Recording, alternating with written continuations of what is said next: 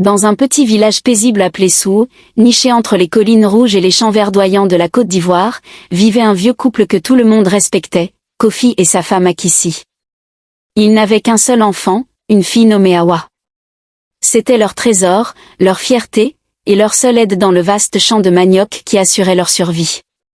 Chaque matin, avant même que le soleil ne perce l'horizon, Kofi prenait sa daba, Akissi attachait son pagne, et Awa remplissait les calebasses d'eau.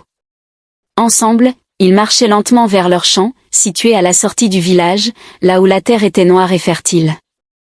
Mais ce champ n'était pas comme les autres. On racontait dans le village que ce terrain avait une histoire étrange. Certains disaient qu'il appartenait autrefois à un riche planteur disparu mystérieusement. D'autres murmuraient que la terre écoutait ceux qui y travaillaient. Un jour, alors qu'ils arrachaient du manioc, Awa remarqua quelque chose d'inhabituel. « Papa, regarde, ce manioc est différent. » Les racines qu'elle venait de déterrer étaient énormes, presque brillantes, comme si elles avaient été nourries par quelque chose de spécial. Kofi fronça les sourcils. « Ce n'est pas normal. Ce champ nous donne plus que ce que nous lui donnons. » Les jours passaient, et les récoltes devenaient de plus en plus abondantes. Trop abondantes. Mais avec cette richesse inattendue, des choses étranges commencèrent à se produire. La nuit, Akissi entendait des bruits venant du champ, comme des pas, ou des murmures portés par le vent. Un soir, Awa décida de comprendre. Elle se leva discrètement et se dirigea vers le champ, éclairé seulement par la lune. Arrivée sur place, elle vit quelque chose qu'elle n'oublierait jamais.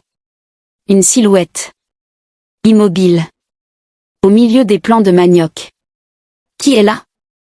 murmura-t-elle, le cœur battant. La silhouette répondit d'une voix grave. « Ce que vous récoltez a un prix. » Awa recula, terrifiée. « Quel prix ?» Terre donne, mais elle reprend toujours. Le lendemain, Awa raconta tout à ses parents.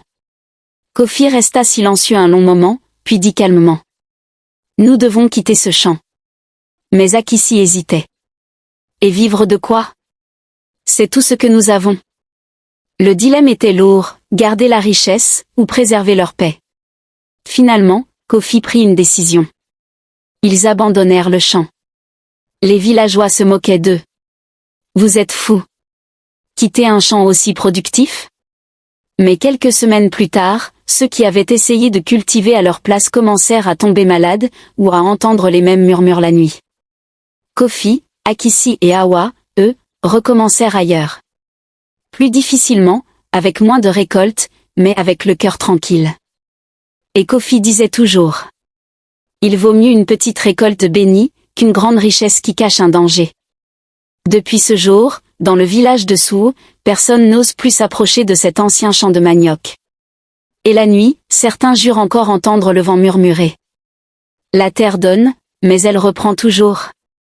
Croissant de lune.